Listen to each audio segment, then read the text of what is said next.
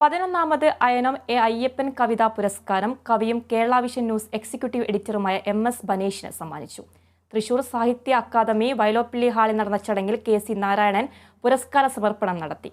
അയനം സാംസ്കാരിക വേദി ചെയർമാൻ വിജേഷ് എടക്കുന്നി അധ്യക്ഷത വഹിച്ചു. TG അജിത പ്രശസ്തി പത്രം വായിച്ചു.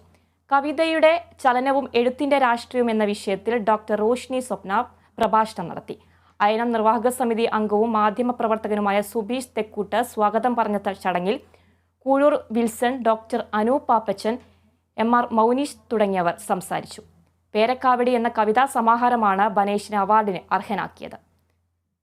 11,111 രൂപയും പ്രശസ്തി പത്രവും ഫലകവും അടങ്ങുന്നതാണ് പുരസ്കാരം. കവി A അയ്യപ്പന്റെ ഓർമ്മയ്ക്കായി അയനം സാംസ്കാരിക വേദി ഏർപ്പെടുത്തുന്നതാണ് അയനം A അയ്യപ്പൻ പുരസ്കാരം.